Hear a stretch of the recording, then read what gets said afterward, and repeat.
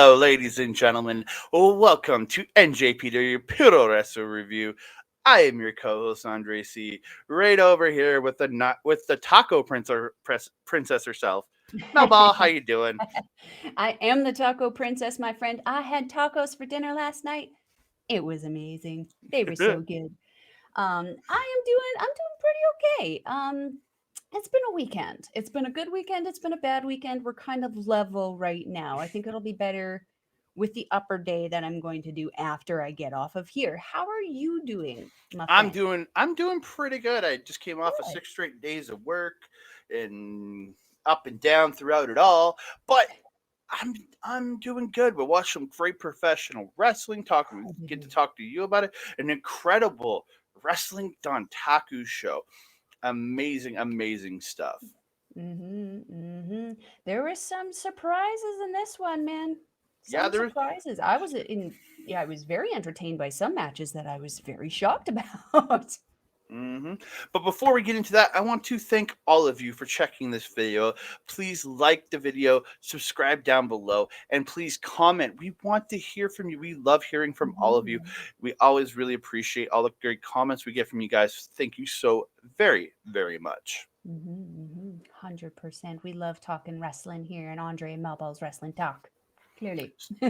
Since we do, we are going to get into it. We are talking Wrestling Dontaku 2023, the 30-year anniversary of Wrestling Dontaku, the Dontaku event itself, and the 9-year anniversary of the Bullet Club is on this show because Dontaku, 9 years ago, is where the Bullet Club came into being, ladies and Mhm, gentlemen. This is, mhm, again, kind of an historic show. So there were 3 pre-show matches. Ryohei Oiwa versus Oleg Bolton went to a time limit draw. mhm, Uh, then Ryohei Oiwa faced off against Yuru Nakashima in a time limit draw. I guess he had he had a 3 match challenge. And then mhm. Oiwa was defeated by Oscar Loibe in 2 minutes and 33 seconds. This was all in the pre-show. We can't watch it. I just grabbed these results off of Cage Match itself. Would have been an interesting set of matches to see, though. I really enjoy watching the Wiwa and how he's kind of progressed there. Mm-hmm. But also Nakashima. I mean, Nakashima has just kind of come out as a beast, and we've discussed how amazing Loibe has kind of grown Mm-hmm. in this young lion kind of thing. It would have been really nice to see those matches for sure. Mm-hmm. Very much so. But we are Mhm, going to get into the main card. It starts off with an 8-man mhm, tag match. It's Chaos's Hirooki Goto, Toriano, Yo, and Yoshi-Hashi taking on House of Torture, Stick Togo, Evil, Sho, and Yujiro Takahashi. I'll say this: when everybody's coming up for the entrances, I really like the stage setup. We haven't mhm, seen like an actual proper stage setup outside of really Wrestle Kingdom. So I mhm, really mhm, like the setup for the stage. It had the lights on both sides, kind of WWE AEW ish. It looked really mhm, nice. I like seeing the difference in the stage rather than just the mhm. standard entrance that we usually get for most shows. I like that they went above and beyond for this one. I have to agree, and it definitely set up for a lot more fun entrances as the night kind of went on here. But yeah, I definitely agree with this. I did like the setup of this show. I feel like this was one of their bigger shows, obviously. So the spectacle was kind of I feel deserving of it. Mm-hmm. It's not like a Wrestle Kingdom kind of size spectacle, but I think it was close It's a enough, third. like almost It's a like a 30 Rumble year. kind of Well, 30 years thing. of one event. That's a Yeah, big deal. So you want to 100%, celebrate it. You want to 100%. make it look nice. So we get into this match. Chaos attacks early Mhm, before the bell, and they fight out into the crowd. Then they all get back in the ring. There's a quadruple team attack by House of Torture on Yoshi-Hashi, but Goto ends up breaking up a pin. mhm, Yano removes a quarter pad, and then Sho and Evil beat him with it. Yo gets the pad and takes them out, and then hits a beautiful plancha onto Sho on the floor. Really mhm, good. I really mhm, like that. Yoshi-Hashi ends up stopping an eye poke by Togo. Him and Goto hit the war drums. They hit Final Flash, and they hit Shoto, and they get the win. The match really went 3 minutes and 37 seconds. mhm. I was very okay with this. This match is, I think, is more about what happened after rather than Correct, the correct. match itself. Yeah, So, yeah, 100%. For this one, I just my one of the only notes that I had for this one was this match was mercifully short. mm, Um, Yeah, I have to agree. The what happened after the match to me was actually more interesting than what happened during the match, which I think made this match the perfect opener for this show. Yeah, so House of Torture attack Bishamon after the match and start beating Mhm. them up until Aussie They also Open. had the titles. We also have to let the Oh, people so know they yeah, had stolen the titles, the IWGP on the World Tag Team titles from Aussie Open. yeah, I The think it show was the previous. final night of the Don Taku Road 2 shows. We didn't cover that one. We just covered the Mhm. ones with the big title matches on them. But yeah, on Yeah, one of the Road 2 Don Taku shows, like the last one, they had yeah. stolen the titles from Aussie Open. So Aussie Hmm. Open run out and they run off House of Torture, saving Hmm. Bishamon, and they get their titles back. Hmm. Aussie Open then proceeds to say they respect Bishamon and say they deserve a rematch. I get that. They're a good team. Every team should get a rematch for the titles. I agree with that. They were champions for long enough. You get the loss. But and then they turn to House of Torture and say they don't respect House of Torture and they don't deserve a shot, but they know that what House of Torture will do. They know they're going to screw with them. They know they're going to fuck shit up. So Aussie Open proposes a three-way tag match, Hmm. and it's going to happen at Dominion. It has been officially announced. We'll get to that at the end of the show. I'll run Hmm. down stuff that's coming over the next little bit. But yeah, I was kind of hoping it would get turned into a four-way with TMDK, but I guess not. I was really kind of hoping for TMDK in there, but Hmm. I guess not. Mm-hmm. I kind of feel like they're probably gonna not necessarily move on to something else, but I feel like they're gonna start mucking about with something else. There personally, I would like to see them kind of start kind of doing some tag stuff with other people. Well, Just not because mm, I don't want to see them in the tag title picture, but like they did kind of come in and start getting those title shots, mhm, which, we both kind of have our opinions. Certain people do deserve that, certain people don't. They definitely deserved it, mhm. 100%.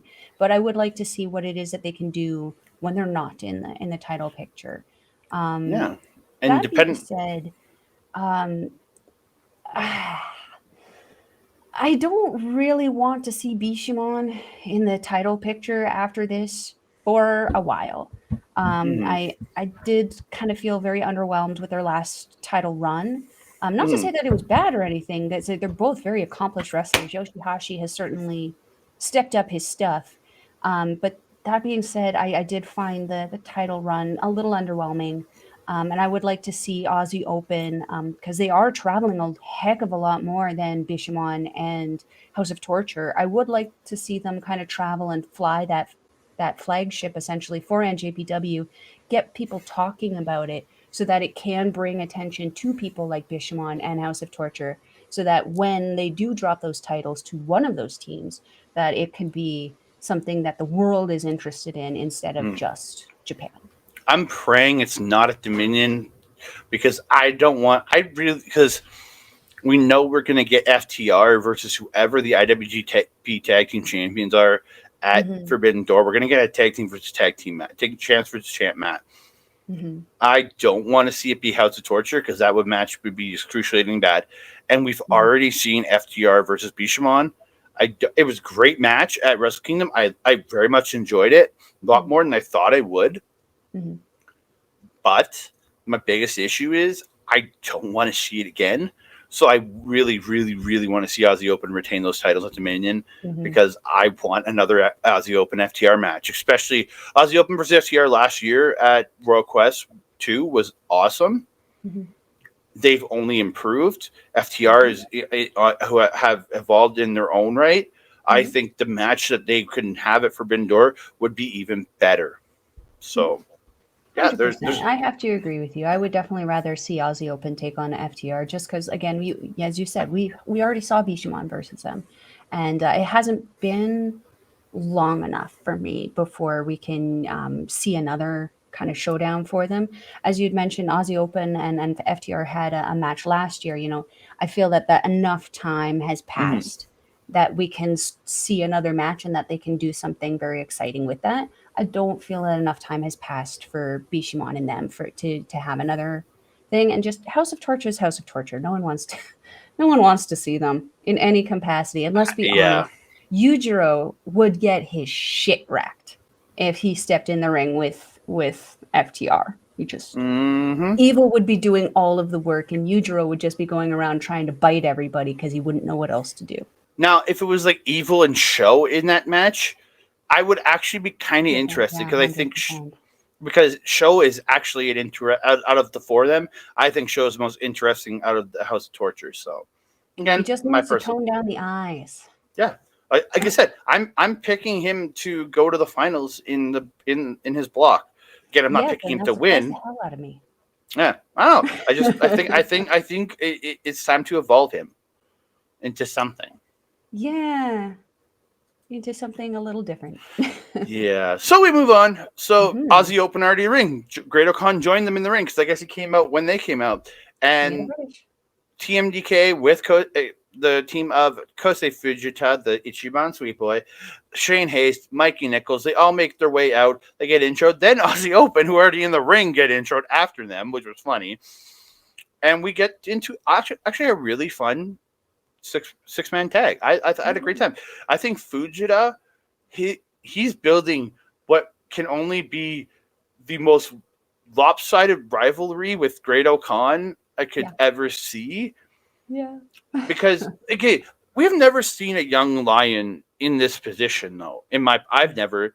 There might have been something back in the 2000s. I don't know, but I've never seen a young lion been put in this position. That he's already part of a team. He's part of a Mhm. faction. He's recognized in a more high profile way than any other young lion going. Mhm. Mhm. What do you Could think, you Yano? could you see, like, is there a possibility that NJPW foregoes his tour, his young lion excursion, I and mean, maybe just, arguably, this could be his excursion. yeah, like, could it be that maybe this is just how they bring him up and make him a Mhm. full-fledged member of the roster? Because arguably, other than multi-man tags, he has yet to set. I haven't seen him set foot in a one-on-one or a tag match with the Young Lions in so Against Young long. Lion. He only faces them when he's facing them with TMDK. Correct. So yeah, I wonder, is this because again they seem to be building something with him. Like Mhm. I don't Mhm. see him, like, he's not going to beat O'Khan. O'Khan, when they eventually, I guarantee you, these two are going to have a singles match at some point. Mhm. That Khan's going to beat the living holy hell out of Fujita. Fujita's going to get some good offense, I think, but Mhm. Khan's going to destroy this kid.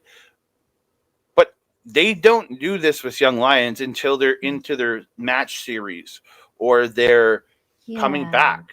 So Yeah. I think the only last one that I remember being, I would maybe say, coddled in this kind of way was Hikuleo with Bullet Club. yeah, But before then, I mean, we would see stuff like, Hiroshi Tanahashi really taking Suji under his wing and training Kitamura. him. But like that's not the same thing, Hmm. right? Yeah, and Yu Uemura, even Shota and Ren Narita were taken in by Hontai and Chaos in the same fashion. Um, and yeah, you're absolutely right. It was never on the same level that Fujita was, and arguably Mhm. Hikuleo wasn't even as coddled, I think, as much as Fujita is.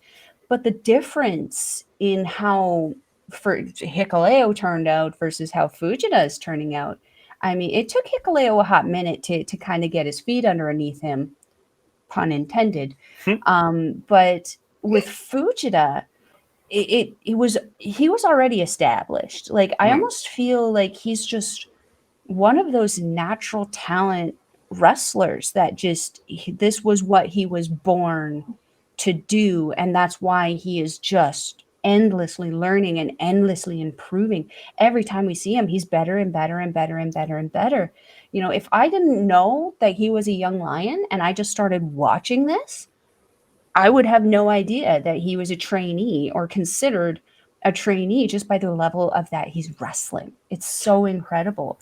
And the Um, fact is, just what he's been positioned in this last while, I would think as mhm, an outsider who doesn't know, maybe he's just a guy who just has bad luck. Maybe they just look at him like they're thinking he's just a fall guy. I wouldn't mhm. look at it as a young lion if I didn't actually know. Exactly, exactly. That being said, though, he did get worked pretty good at the beginning of Oh this yeah. match. Everyone was kind of taking their shots in on him. I think every single member of United Empire got in and Hmm. pulled some wicked ish off on him. Poor little guy. Hmm. But he did his best, and let me tell you, he didn't go down. He was able Nope. to tag out. So like very very smart wrestler. Obviously working very very well with this whole TMTK Hmm. faction. Um, the exchange between the tag teams between Aussie Oh. Open and Shane Haste and Mikey Nicholls there was just it was like the 2.0 from their match that we had reviewed before with their tag team match. It was just the same high impact, same high energy, bodies just everywhere. It was chaos, and I loved it. It was a Yep. good kind of chaos, not the war drum kind of chaos. Hmm. Um, what really made me kind of happy with Fujita, specifically at the end of this match, was the final exchange that they had between him and Okan, where Fujita blocked the Mongolian chop that Okan was trying to hit at him and actually starts hitting Okan with those German suplexes. Hmm. I was just like, holy hot diggity dang, where did that come from? But holy, oh, and then he also got the O'Connor roll Hmm. on Okan right after that. And I was just like, wow, this is amazing. Is he actually going to take this win? Well, Nay, okay. nay, Hold on. nay, nay. For Fujita, it's the European clutch. Remember Oh, that. right. Sorry. So European you clutch. Right. I heard O'Connor roll on commentary. yeah. That's why I wrote it He down. did. He did say that because outside of Saber, it's called the O'Connor roll. But I consider that the Euro clutch because he learned He it did. He is from learning it Saber. from Saber, so that would make Yeah. sense. Okay, Euro clutch. He got the Yeah. Euro clutch on Okan, but holy heckin' crap! Did Fujita pay for that little? I will say positive, upmanship for himself. Okan came up fucking pissed after that point. It was like everything about him changed at that point. It was like a switch had gone off in the Great Okan's head. He went from the Great Okan to the Great Okan, and he was not having it. He hit that German on Fujita so high, he came down in a headstand. It was Well, no, right on that top of was a Fujita's like a head. rear naked like the Jay White rear naked choke suplex. Yeah, Like it wasn't yeah, even a like German. that half He choke, grabbed half Nelson and he thing. tossed him with it, and he landed almost on his head. It was like, He landed straight on the top of his head. It was absolutely vicious. Fujita barely able to kick out from that one too. If you want to take us into the finish from here, holy and heck, then after that, Khan pulls him up, locks in that sheep killer, and you can see him like just shaking him. shake. Yeah, and the ref calls for the bell. Mm-hmm. I gotta say, Fujita was the star of this match Mm-hmm. in the fact that he 100%. took an incredible beating, but he Mm-hmm. also had an incredible upside in this match. 100%. 100%. This was a great match. Yeah, absolutely tremendous. Move Mm-hmm. on. Another six-man tag. Got the intergalactic jet setters, Kevin Knight and Kushida, teaming up with Shota Umino, the man with the longest goddamn entrance that I cannot goddamn stand. Oh, and House of Torture did a Shota Umino entrance tonight too. Or no, that wasn't them. That was never mind. That was Strong Style. Never That was mind. just five guys. Oh, it was just five guys. That was who it was. Yeah. I knew somebody did it We'll that get to that. I was just annoyed by. But and then they're taking on the United Empires, Aaron Henare, Francesco Akira, and TJP, who's still rocking the bandage on above his eye. Not as big, Yeah. it's just a small bandage now. So it's Yes, healing up. yes. Much Yeah. smaller, much smaller. I didn't take a Um, lot of notes on this one. Me neither. My biggest note in this was Akira's attitude. It's that he's so this Fire. little angry firecracker now that I absolutely love the switch that he's turned because he's always had a Mm-hmm. great like fiery attitude, but now he's pissed off because he Mm-hmm. lost his belt. He's pissed and he's just taking it out on people.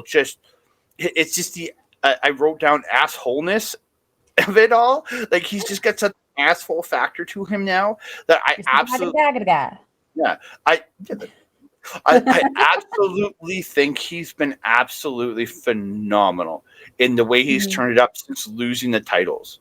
And now that I think about it now, and I know I made my picks, but like I could see Akira making a run to the finals. Like it's possible. Like I know.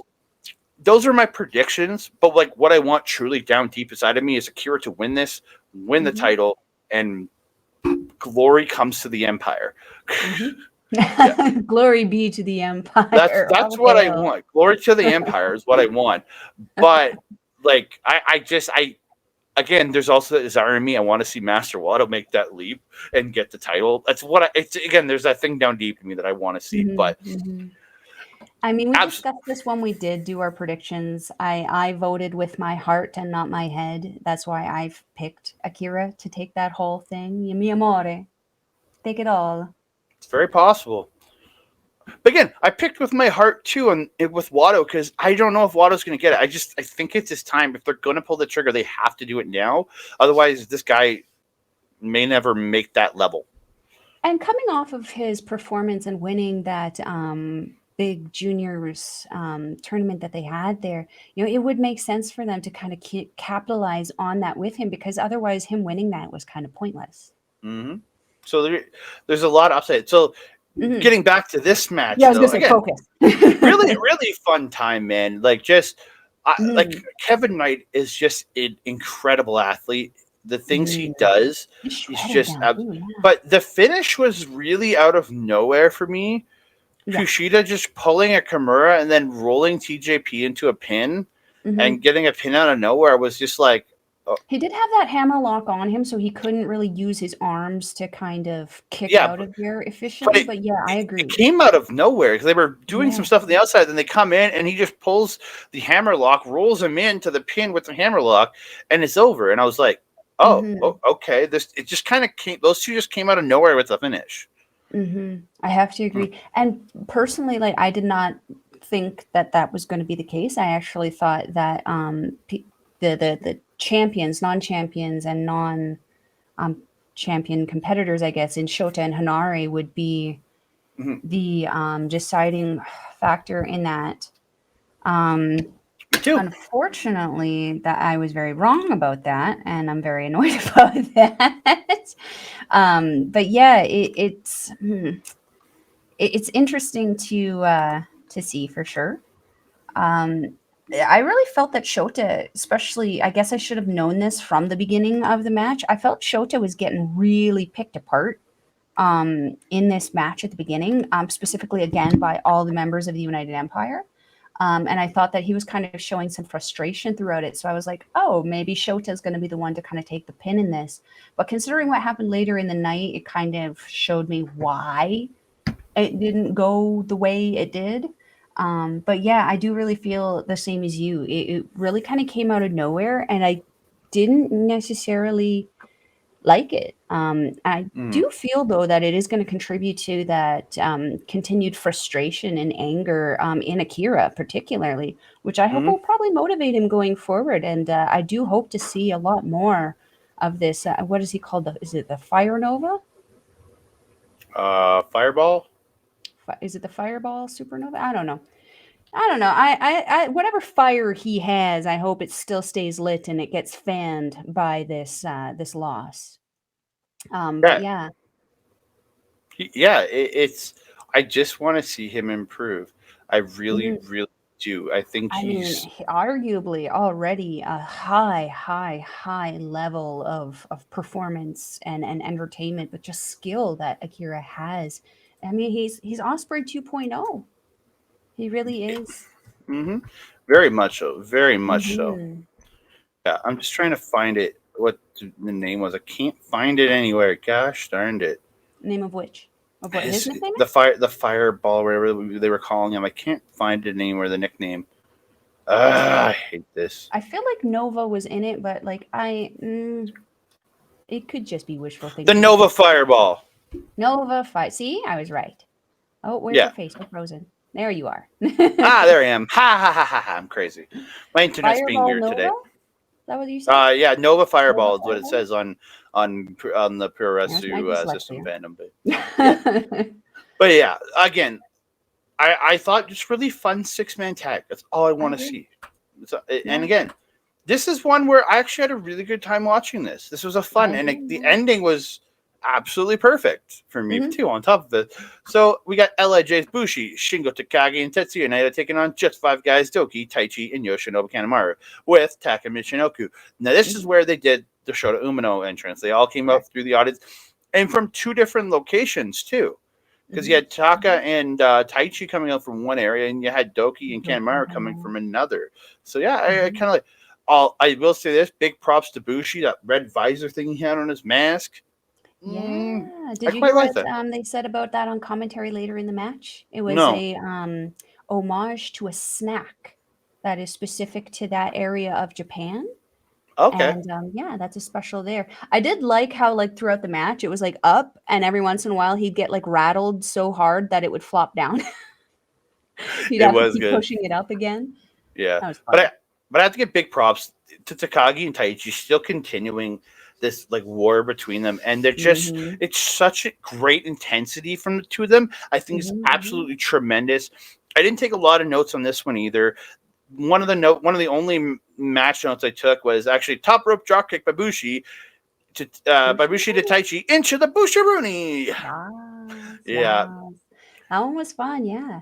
Also to note, Douki and Naito also kind of continuing their Mm-hmm. animosity in this match. And man, like that was not a match that I knew like that I felt that I needed to have. But now that it's happened and I'm seeing the continued fallout from it, I'm like, I think we might need it again at some point. These guys put on a tremendous show and they had a fantastic start to this match. And Um, I think for a guy like Doki, I think he could really benefit from maybe after the Super Juniors moving up to heavyweight, like becoming a 100%. because he's so good. Again, I Mhm. was very remember I have made a You left were not turn a on this. fan. No, but I really sat down and really started watching him more and getting in more intense. And I'm like, again, just 5 guys. I think just 5 guys was the biggest reason I think the turn and just what he's become in this Mhm, last little bit. I think it's the biggest thing for him. mhm, mhm. Mm. As much as I like to shit on how their seamstress thing has not improved with the formation of this faction, foundationally and functionally speaking, from an entertainment standpoint, from a wrestling standpoint, this faction is solid as hell. This faction Mhm. is as solid as LIJ. It's as solid as Suzuki Gun was. It's as solid as Chaos used to be. It is a. It's not as solid as United Empire. That's I right. It's wouldn't say not. it's as solid as United Empire, but they're close because they Mhm. have that camaraderie where they support each other at ringside.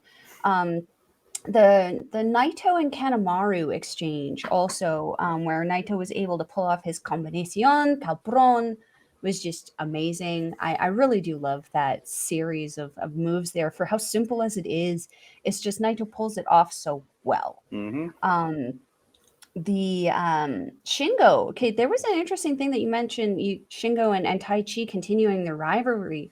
Very interesting to see Shingo run through a basement drop kick from Tai Chi on Mm. his knee, still hit the rope and still try to hit that pumping bomber, which he obviously could not hit because Tai Chi's still paying attention.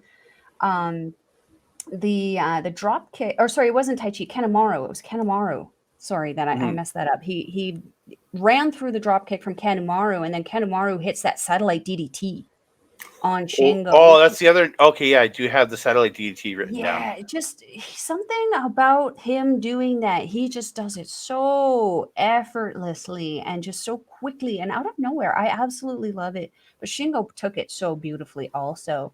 Mm. What I was wanting to say about Tai Chi and Shingo was their chops. Chops and the strike exchange in this was just an again continuation of the KOPW showdown there. I absolutely loved seeing it because Tai Chi is just he's kind of almost played like in Suzuki Gun that he wasn't the strong person that he is, when in actuality he's a very very strong and capable heavyweight. Mhm. And to defeat Shingo Takagi, a former IWGP champion, that's pretty impressive.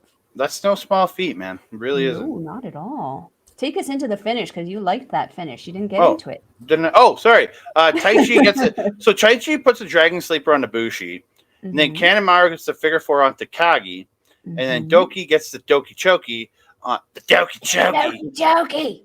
the Douki Choki Donkey onto Choki. onto Naito, and then Bushi ends up. I don't know if he passed out or tapped out. I think he He tapped. tapped out.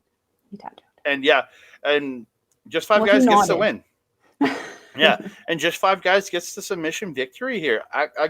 Again, I really liked it. It's a picture perfect ending to have all three people pulling off submissions. Like it shows indescribable dominance of that faction.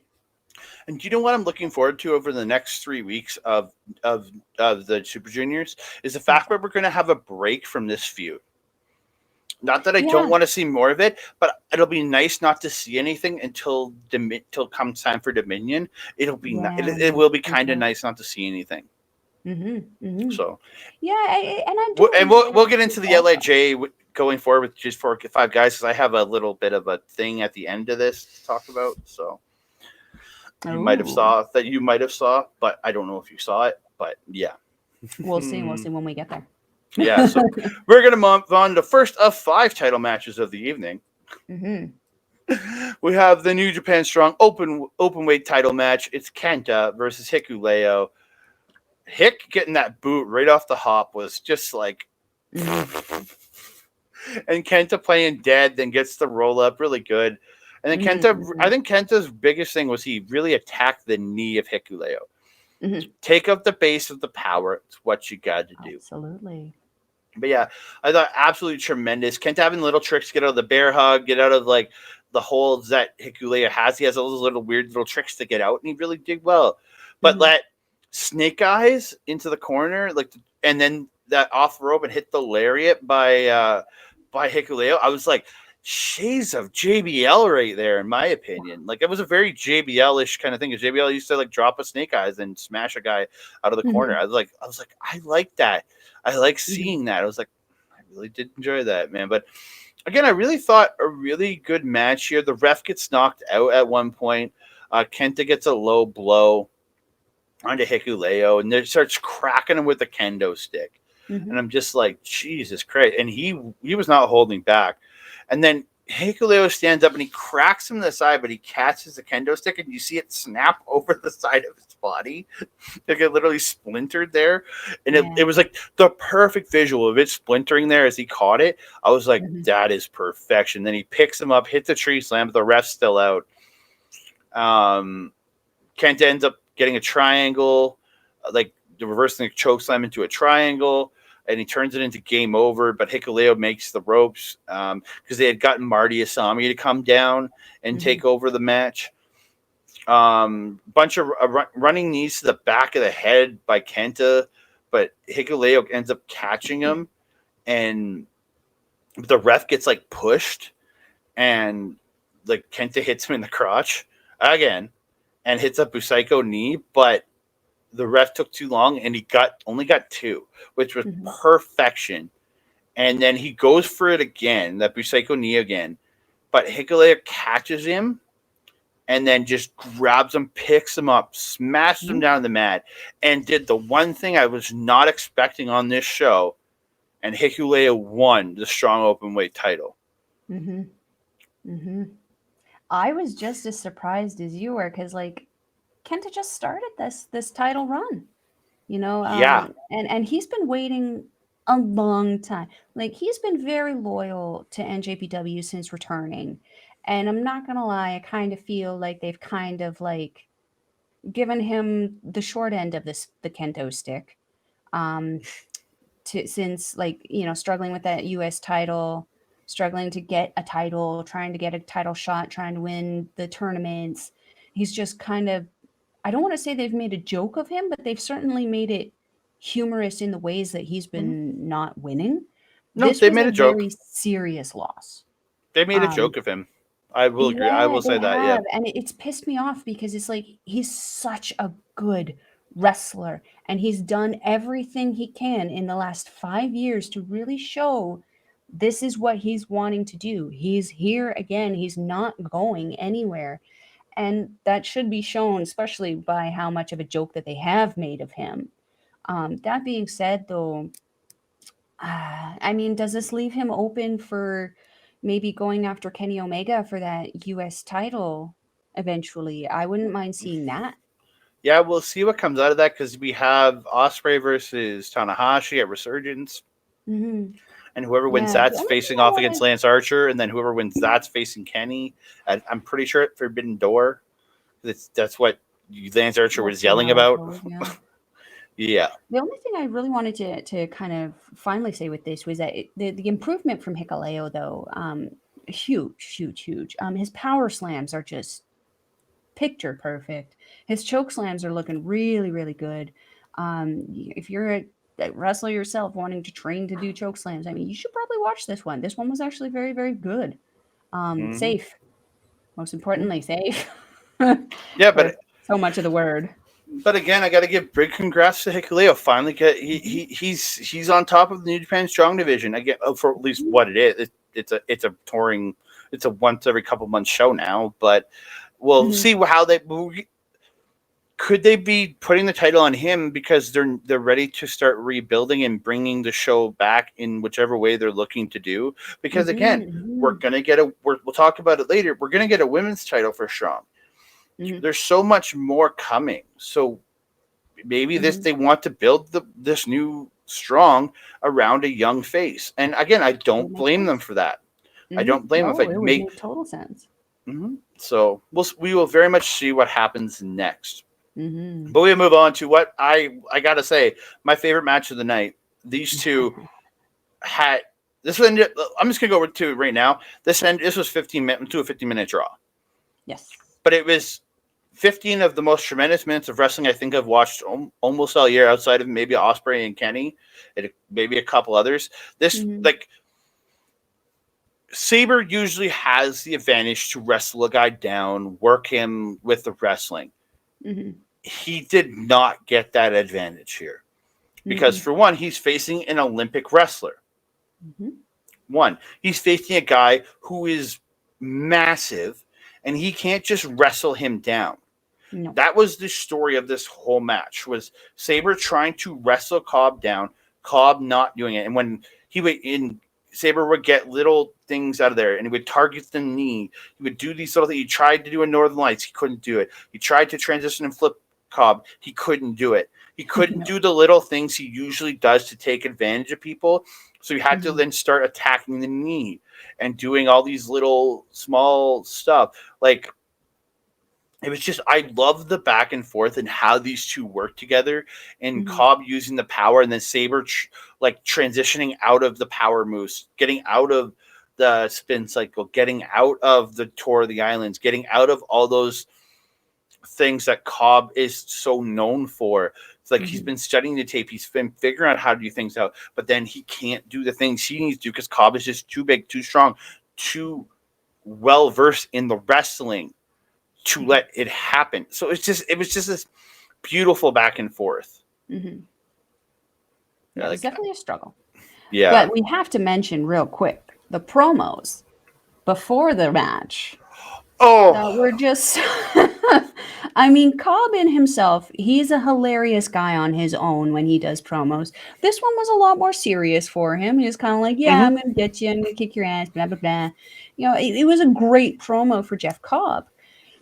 Then they go to Zack Sabre Jr. and it's Shane Haste in Zack Sabre Ah, Jr.'s jacket, trying in his Australian accent to pull off an English accent. I'm sitting there just going, "Ah, ah, ah, ah, ah, ah, ah, ah." and just It saying was all the most, hilarious. it was just all the most ridiculous stuff, and it was It so, added to it. It added to yeah. the dynamic of the match beforehand. It set you up for it, like it had you laughing and then got you into this really amazing match. And of course, both teams supporting their people.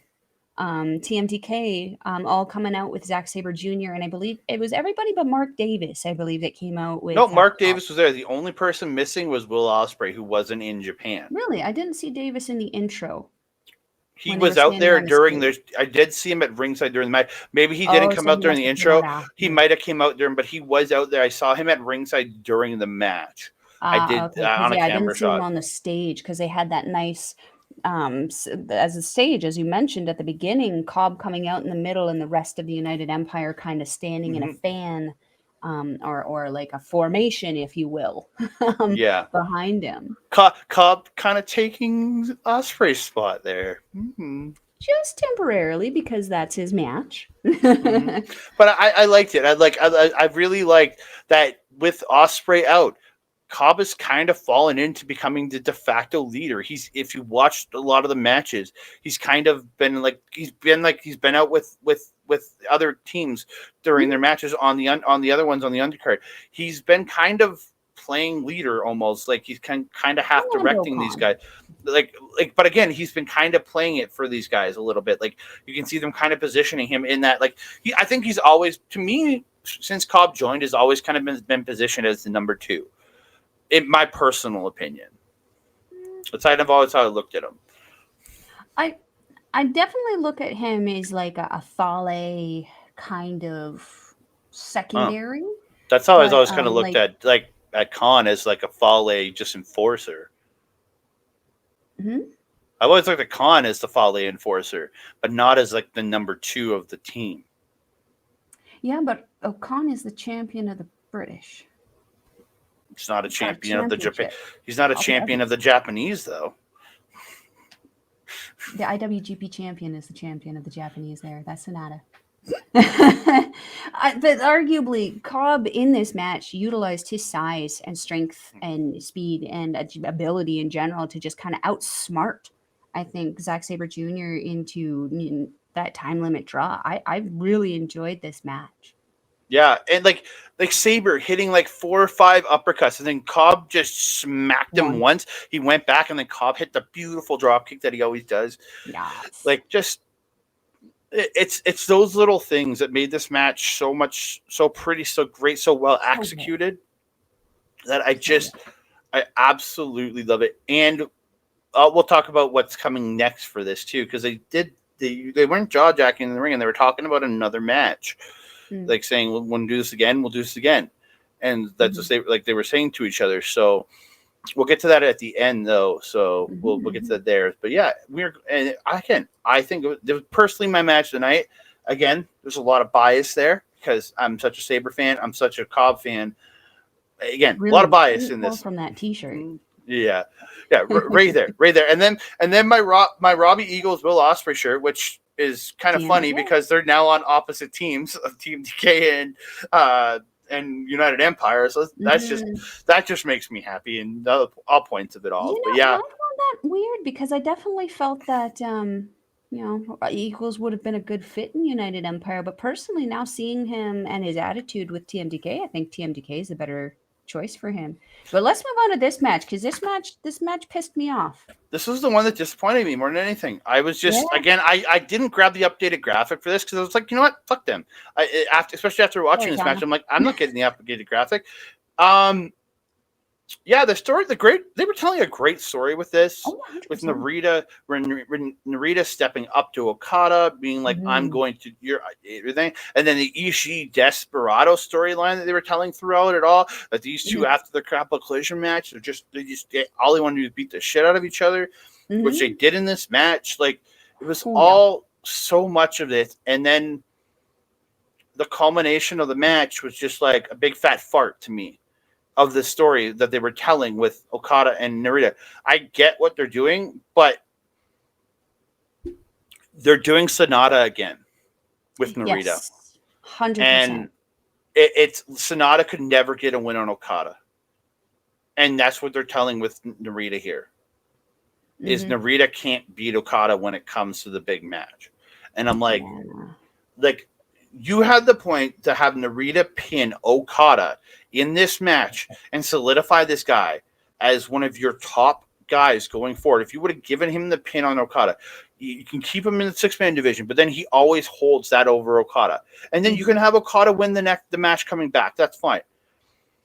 But now, I want to see Okada and Narita again. But to the average fan that isn't as invested as you and me, do they care about seeing Narita beat Okada, especially after Okada pins Narita? If Okada had pinned Despy or Minoru, that's different. That doesn't bother me. No. But he And pinned if Narita, arguably Suzuki, it would make more sense because he's the veteran and the senior in the entire match and he's the one out of all of this that can take the pin and not and be hurt didn't by it. lose anything Where Despy except taking for the the pin, belt. it affects the Despy Ishii storyline. Hmm. Narita taking the pin from Okada affects their storyline greatly, and it just makes, 100%. to me, it's Gedo saying this guy isn't at Okada's level, Hmm. and it's like that's not the story you should be telling. No. Just yeah. No, I agree. The end of this match didn't make sense. The story in it was Oh, great. It was amazing. one of those things where it's like everything was great until the end. And it But was very, very disappointing to but see the end of this. but for me, when you have a sour ending on something that good, it makes me forget about the rest.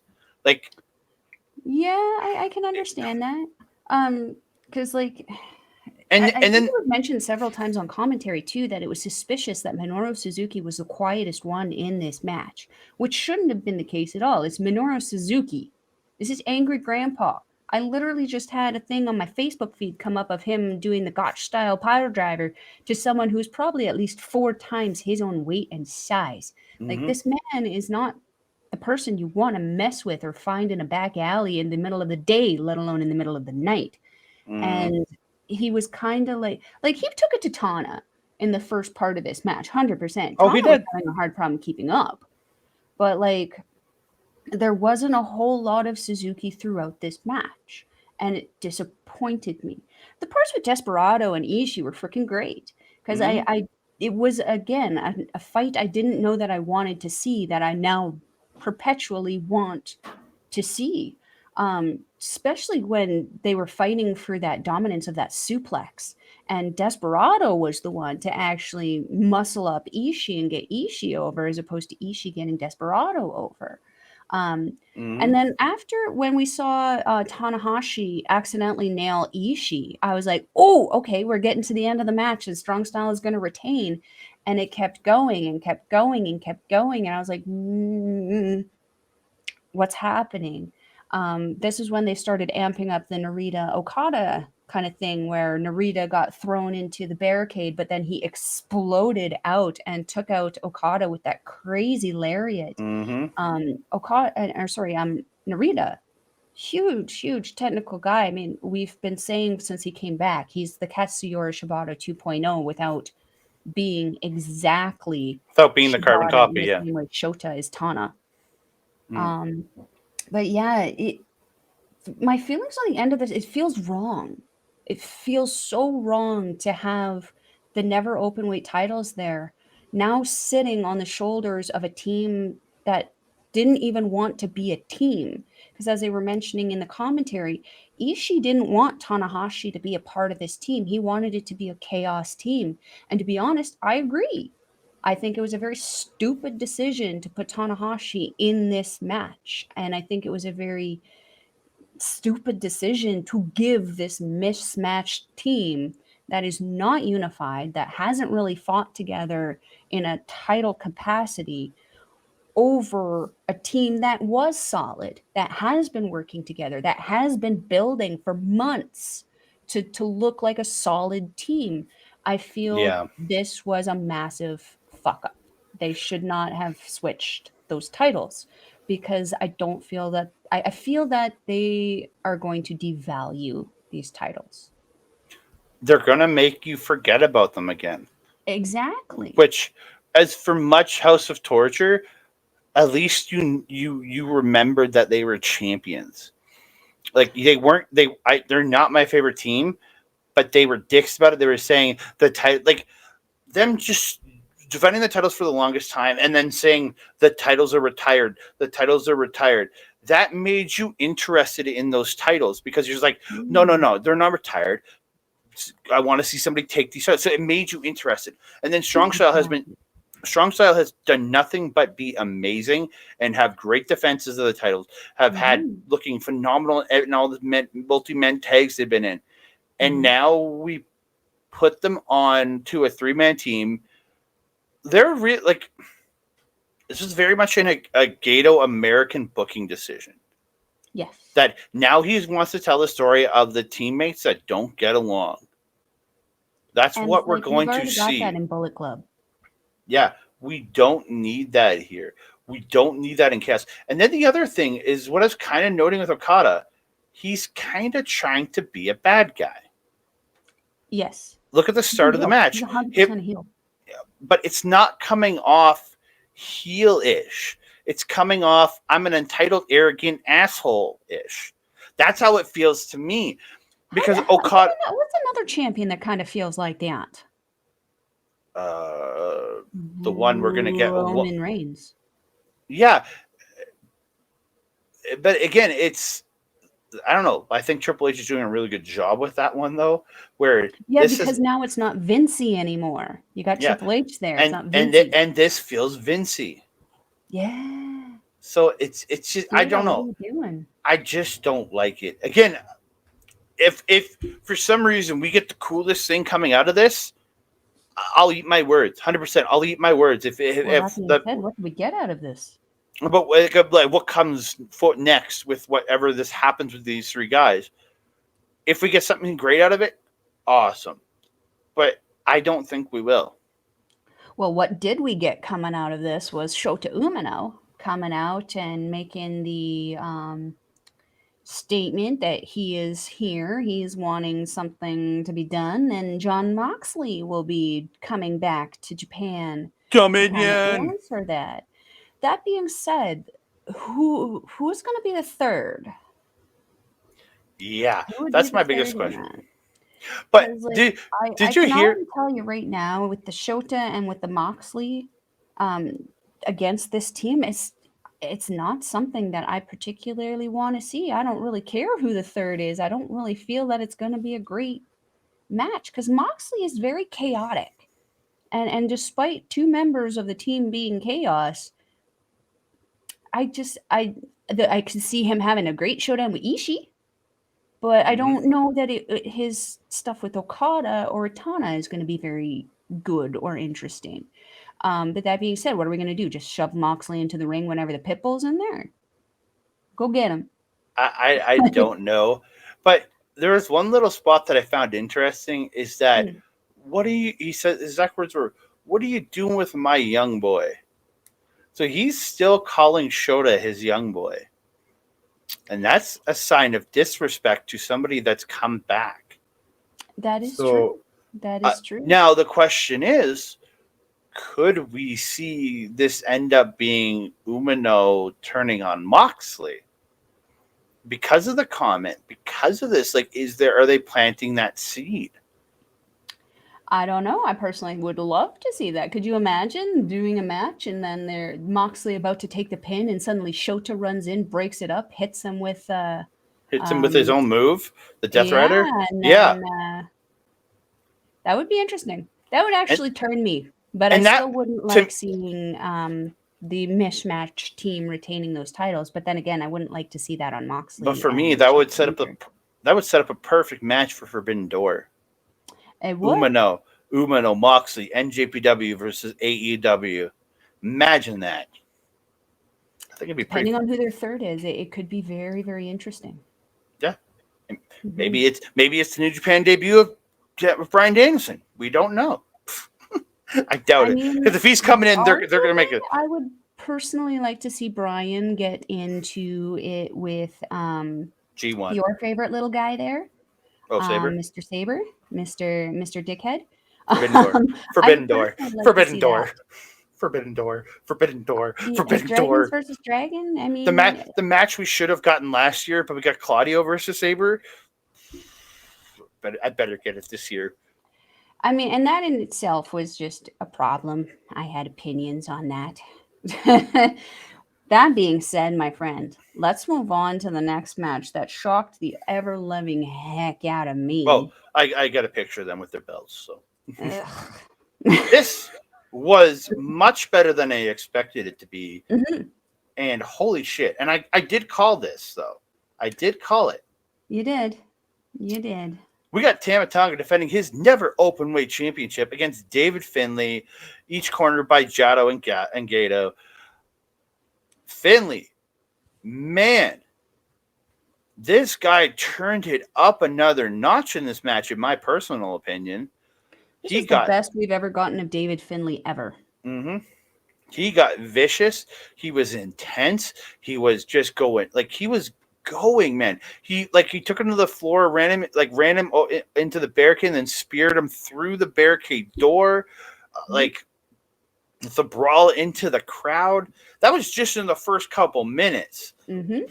And then just these two going back and forth in the ring. Finley really working on Tama. Like, just really working him over. And then Tama coming back with these, like, little flurries. Mm-hmm. Tama getting that slam, and then goes up for Supreme Flow. And Dave Finley gets the knees up. And I was just like, yeah. And then it's just his vision. When he was getting him, when he had him from behind, he was just smashing with the crossface forearms. Mm-hmm. Like, it was just, it came off so vicious. Mm-hmm. Mm-hmm. It was, and then Tama would have these little turns where he would turn, like, Finley was going for a power slam, and Tama came off, hit a Tongan twist out of it. Like, there was just these little, and he hit it, and on the 9-year anniversary, hits Bloody Sunday as a tribute to the first leader. Hits Bloody Sunday on the move of the first leader on the current leader of Bullet Club. But I like that touch. Yeah, but, like, again, Finley, the apron bomb on the floor, and and then tossing him headfirst, like, putting him on his shoulders, then running him headfirst and tossing him headfirst into the post, like, pushing and then him off the top rope there into the barricade, like, he flew. Like, it was a lot of, he was just vicious with this, and I absolutely loved it. I think he did like such a good job, and Tama played the babyface in peril so freaking well. The pairing between these two was absolutely tremendous. Jado going up to throw in the towel. I know we just saw that like on the last show we talked about with the KOPW, but I think it was done well. That he went up, and then he was just like, no, I can't do it, and got back down. And then every now and again, you saw him, like, holding the towel, but it wasn't overstated like with Hiromu. Yeah. He got up and then went down, and then it would show him just off the side, just kind of holding the towel there, but it wasn't too overstated. So it made you really feel that, like, oh, Tama's really in trouble if Jado's if Jado is thinking about tossing in a towel. And Jado is not the kind of person who would back down from a fight at all. No.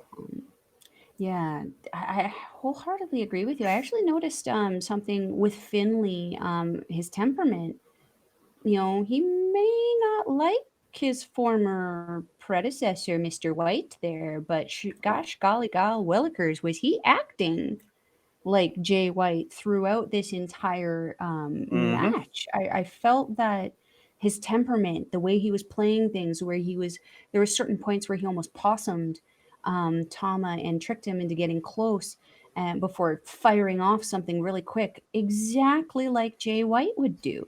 So, I mean, arguably, Finley learned something from his predecessor, which was great. And I definitely felt that he was kind of playing how Jay White does that kind of cowardly thing where he kind of, no, don't hurt me. And then boom, I got you in a victory roll. That was exactly how Finley was kind of playing it. And I loved it. I love the new attitude. And then the finish. The finish was just a vicious, mean finish where he hit Oblivion, which is he hit the Trash Panda, goes for the pin, then pulls him up at 2. Hits Trash Panda again. Got the pin, pulls Tam up at 2, then hits Trash Panda for the third and final time, the Oblivion Panda, whatever you want to call it. And he gets the win. Again, it was that vicious, when he did it the second time, I'm like he hit it, and when he pulled him up, I'm like, okay, he just wants to hit him again to put him down. It's when he pulled him up the second time after the second pin, when I was like, oh, is Tama gonna catch a roll up here and sneak a win out? But then he just hit it and it was over. I'm like, I'm satisfied. Like, I was perfectly satisfied with David Finley winning this title, especially after the performance he put in this match. Yeah, the note that I have for the end of this match was endlessly relentless. Mm-hmm. He was just savage with this, and that's what you got to do when you're Bullet Club and when you're a leader. I mean, he's trying to take up the mantle of being the extreme heel in a company where we haven't really had a good extreme heel for a bit. With the exit of Jay White, I mean, House of Torture arguably are the extreme heels, but like they're a little too extreme. They're We don't the even other really end of consider them on extreme. the spectrum.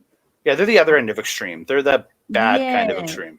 they're the obnoxious part of the extreme here. Mhm. But the end, very, very fun and interesting as a masked individual hits the ring and reveals himself to be none other than the defunct member. Is that would be the right word? El Phantasmo.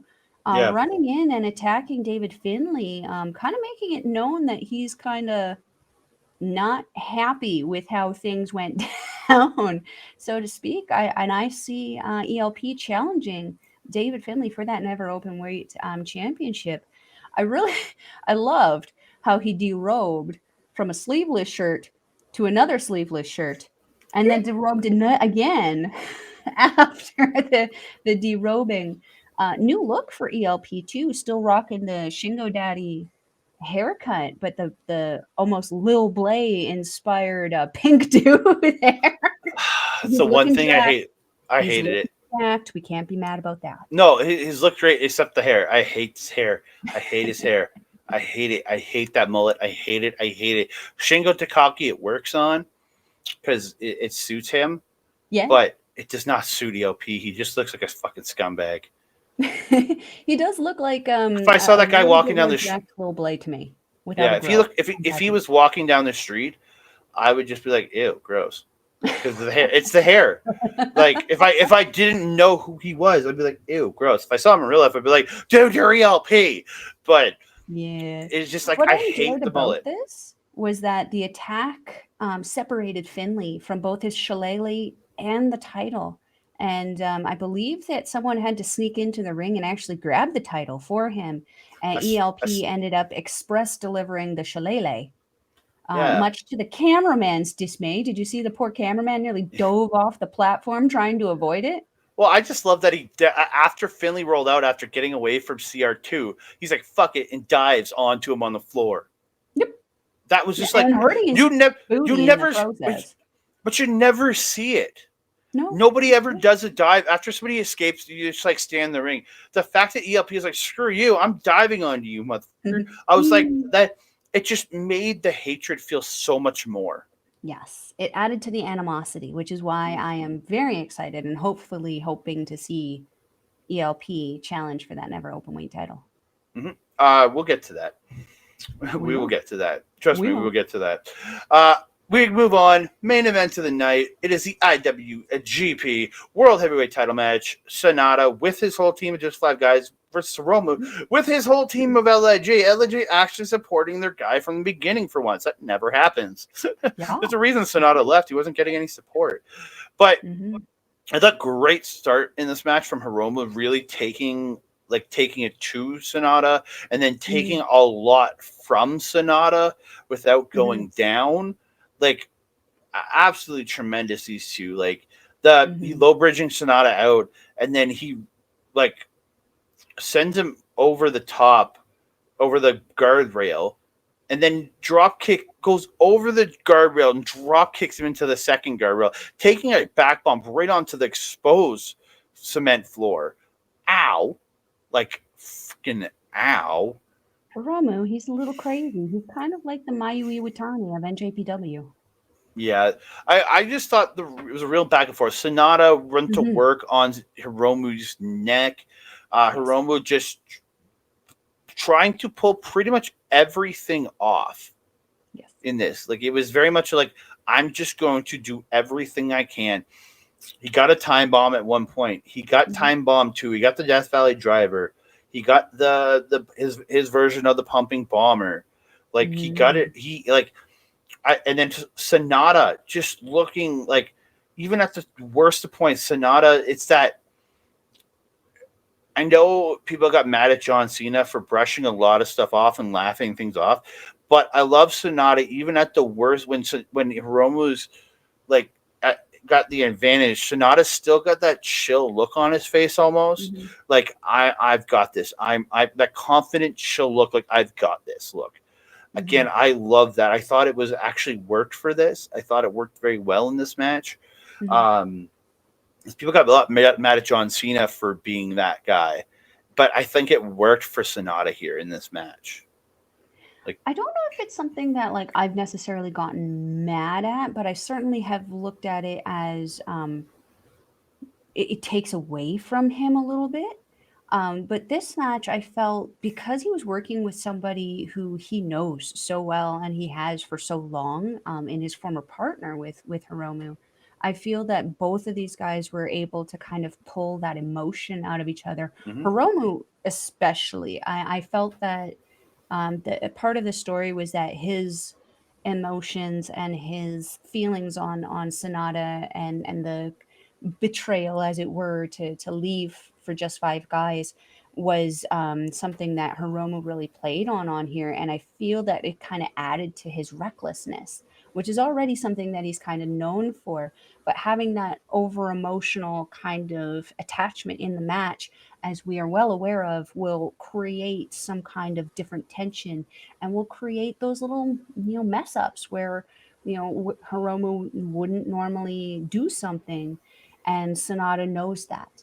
And I feel that he was able to capitalize on a lot of that over, what's the word, just over animation or over indulgence of those emotions. And Sonata was able to capitalize on that kind of almost ferocity of emotional attachment, we'll Yeah, say there. yeah. Again, it was just this like both these guys know each other for all those years, and again, the Mhm. Chris Chad and then Sonata said in the post match, they fought 11 years ago in Taiwan before these Oh. two had been together put together in this team in 2016 or 2017, whenever it was. Mhm, mhm. Like again, it was very much that, and again, like Hiromu knowing to put the knees up on the second moonsault because he knows that Sonata always goes for the second moonsault. Like it Mhm, was just they both knew each other so well, mhm, and mhm. I loved it. End of the match though, Hiromu ends up reversing the deadfall into a pin, but Sonata kicks out and then takes Hiromu's head off with like the vicious lariat, like Yeah. vicious. Then he picks him up, hits deadfall, the spin out DDT, gets the win. But Mhm, absolutely tremendous match. It was like 27 and a half minutes, but it mhm. was so well done. Yeah. Great main event. Fantastic main event. Yeah. So after the match is again, you get anything else on the match itself? No, no, I didn't take a whole ton of notes on this one. I just enjoyed watching Yeah. Again, it. I took notes, but there's just and I love the one other note is I love that the way they did it. They did the saberism in this that Roma would hit like three or four like uppercuts or forearms, Oh, and yeah. then Sonata would come back with one dropping Roma. Mhm, They played mhm, it. They again, it's the same way Saber does in that he'll hit three or four shots, and then the guy who usually are bigger than him will drop him with one. Again, I mhm, really mhm, liked yeah. that they did hold to that in this, and that they really showed that Sonata has the obvious power advantage. Even though he's not a gigantic dude, but he obviously has the power advantage over the junior heavyweight champion. I really did like Mhm, that, but I think these mhm. guys did such an amazing job in this match. 100%. So after the match, 100%. Sonata gets on the mic, says, "Yeah, 11 years ago they wrestled, and he wants to do it again." He says they'll both have growth going forward, and he wants to wrestle him again. Says some other stuff like, but just kind of hyping the crowd and getting them to Mhm, chant for them and things like that.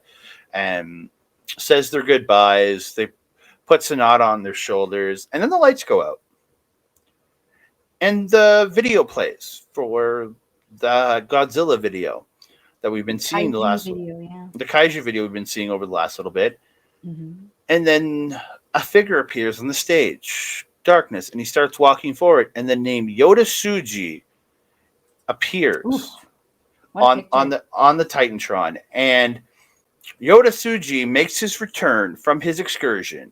Look at that smile. Look at that smile. He comes out to the ring looking fly as fuck for sure. I love that jacket. Confident as all hell, too. Yeah. Comes in, takes out takes out all of just 5 guys, hits the spear on Sanada, and then does this. Stands over him, holding up the belt. The picture I didn't get that I noticed right after this picture is him going like this. Oh, that would actually make a whole lot of sense. Suji went over to Rev Pro for a little bit. He's been performing, however, most recently in CMLL, I believe under the tutorage of Okamura down there. But we know the connection that LIJ has down there, and we also know the connection that Just Five Guys has down there, specifically with Douki. Now, I don't know. I personally would love to see that. I mean, we've lost an LIJ member in Sonata. We have gained Titan, which is great, but he is over in CMLL more often than he is in Japan. With Suji being someone who has worked in CMLL now, could go back and forth with Titan and really help establish the LIJ name there. But like to be battling with the IWGP champion too, holy hot dang! I mean, look at him; he's jacked out of that black. Looking big, looking swole, looking ready to be the highlights are nice. The smile is nice. The beard is great. He's got the look, and he's got the talent. I don't know with these young boys. Holy damn! Like, I don't know if this was just a kind of shot at Sonata doing this spot, was just kind of shot at Sonata, or if it's foreshadowing him, maybe he will become an LIJ member. Maybe that was him sending LIJ his resume. Could be. Look what I can do. The only the issue I have is I think that with Naito, I think starting to decline, moving down the card. I really thought Takagi was going to take his place with Sonata out as their main event guy. Where if you add Suji though, he's positioned already as be LIJ's main event guy. I mean, just because you're a main event guy doesn't mean you need to be the leader and vice versa, right? I mean, it just kind of works out better, obviously. But like, you have all these people like Chaos. You had Okada being the IWGP champion and Hirooki Goto being the never openweight champion. Arguably, at that time, obviously Okada is going to be the more entertaining one, but Goto is just as good on a single stage that we have seen. Specifically with his bouts most recently against Takahashi, where Takahashi busted open his lip. I don't know. I think that Suji would fit in well because his attitude, the look, and everything matches LIJ better than everything else.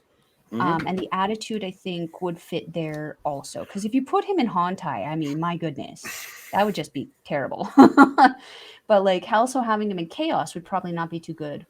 Also, but Bullet Club is just not a fit, and I think Bullet Club is still too big for its britches right now. There's too many members flitzing around in there. You got to separate House of Torture, whittle that down. If we have the new age David Finlay ones, who's on what, who's where, figure that stuff out. But I think Suji would fit perfectly on LIJ.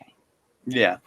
So absolutely wonderful event. I want to get into what's coming up over the next month and a half before we get out of here. So we got the Super Juniors block right here.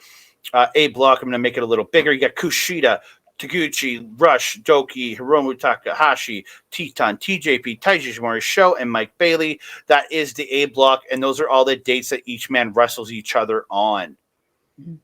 So we got 3 weeks of great Super Juniors action starting on May the 12th. We'll be trying to be coming back. I think we'll probably kind of bring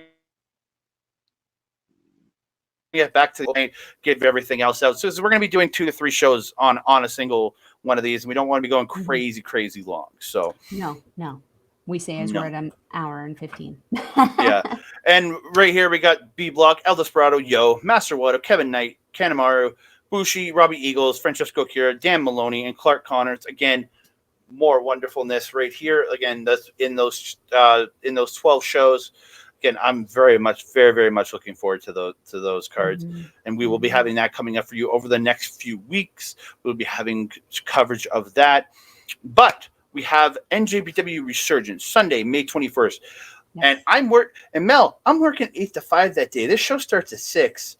I might just have to leave my work, come to your place, and just sit down, plop down, and watch this on Fight TV with you. We've got some Terramana tequila we can sip on while we're doing that. We're good. Let's do it. Let's do it very much. But yeah, we're gonna be having NJPW Resurgence coming up. Gonna quickly go through the card very quickly. DKC versus Bateman. What? I was not prepared for Bateman's picture. Jesus Christ. He's a creepy mofo, man. I'll say that for sure. To get DKC versus Bateman, we have Alex Colgan taking on the Fallen Angel, Christopher Daniels. Oh yeah. Alex Colgan getting an incredible match here. I'm excited for this. We have in the semifinals, we have Mercedes Moné taking on Stephanie Vaquer for in the semifinals of the Strong Openweight Championship tournament. Oh yeah, I'm looking forward to that match. Spanish. And then we got Momokogo versus Willow Nightingale. The power positivity versus this girl who's just, I think, has become one of my favorite young ladies in all of Stardom. I can't wait. This match can be absolute. Age? Who? She's 38. Kogo? Yeah. Oh, I thought she was like 20. No. Okay, I was wrong. She is 38 and 104 pounds. Interesting. I did not know that. I'm jealous. I want to look like that. And then we got Bad Dude Tito and Zack Sabre Jr. teaming up. And I'm not familiar with these gentlemen. Virus and Barbaro Cabanera. I'm pretty sure they're from CMLL. Carbonario. And they're from CMLL, I think? Yes. Carbonario came over with the Fantastica Mania tour, I believe, in 2021 and 2020. Very, very cool character. Sometimes he has like a Fred Flintstone outfit and he wraps a few bones up in his hair.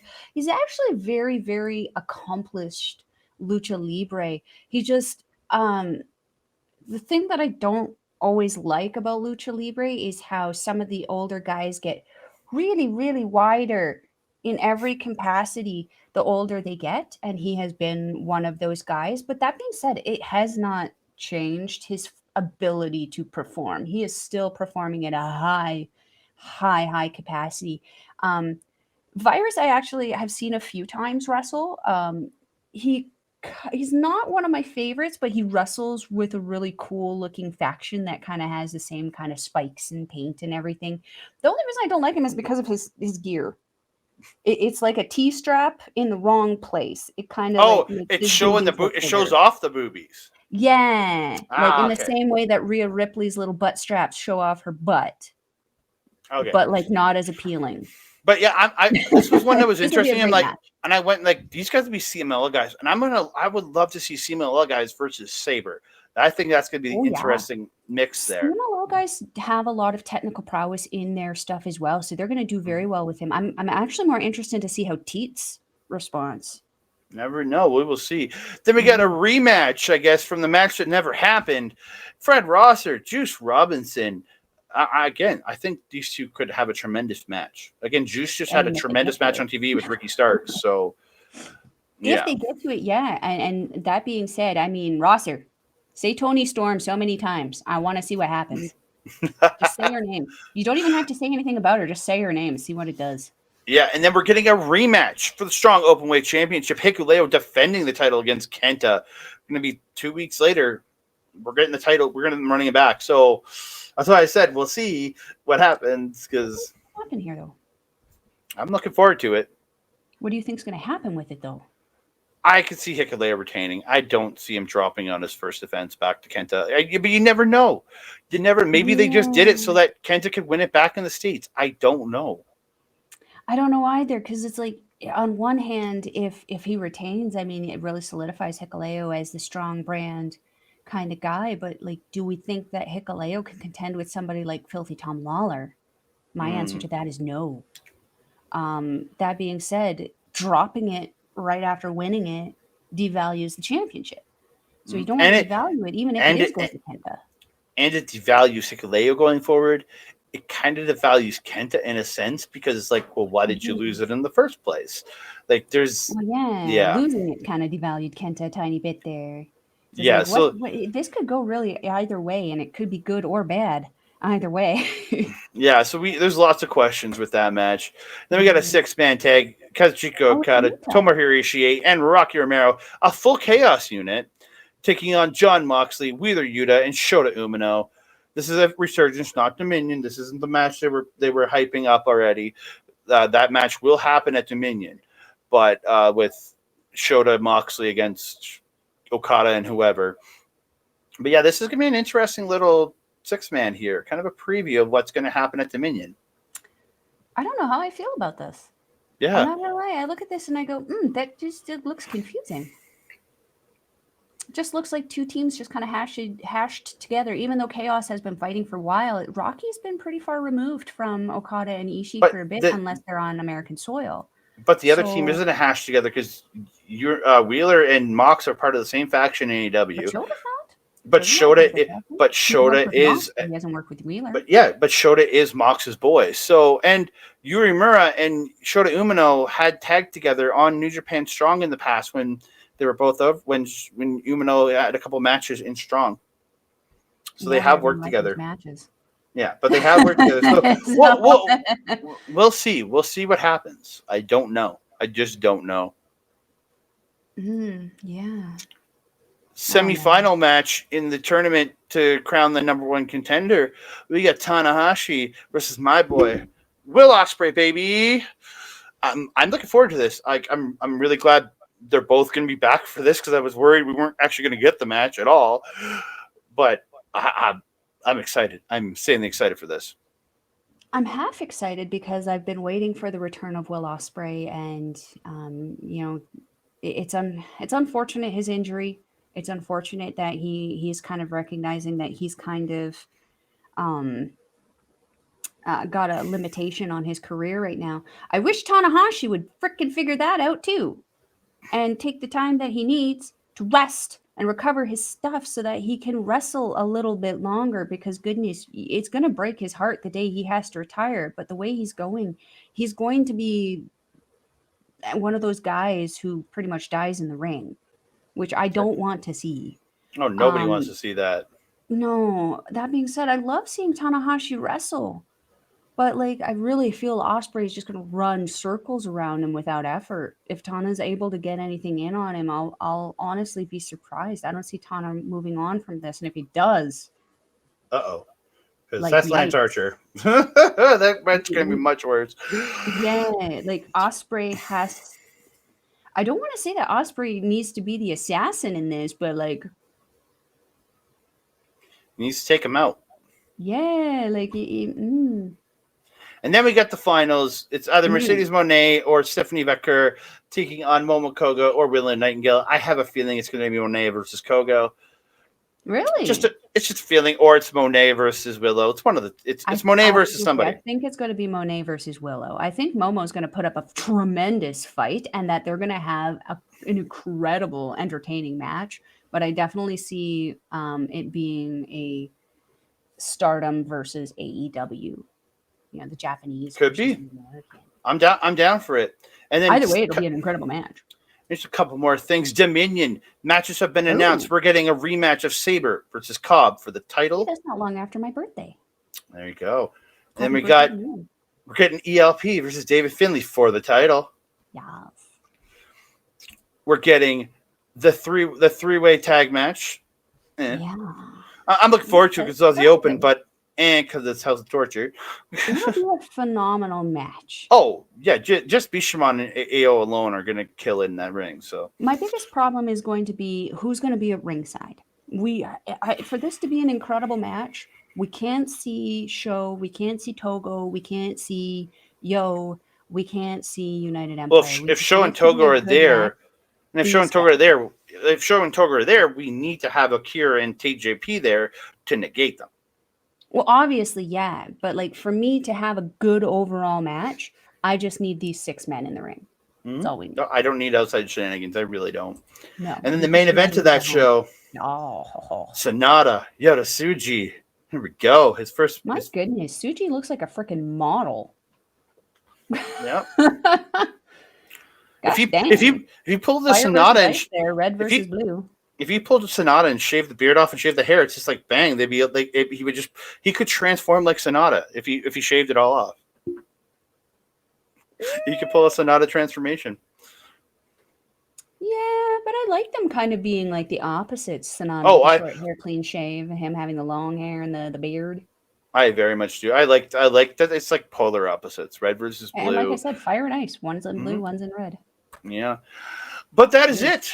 That is everything coming up over the next while that we are going to be covering here on NJPT Reporter Rest Review. And Wow. please don't forget to check out our Stardom review. We have a lot of great content coming out there too. Lots of fun stuff to talk about.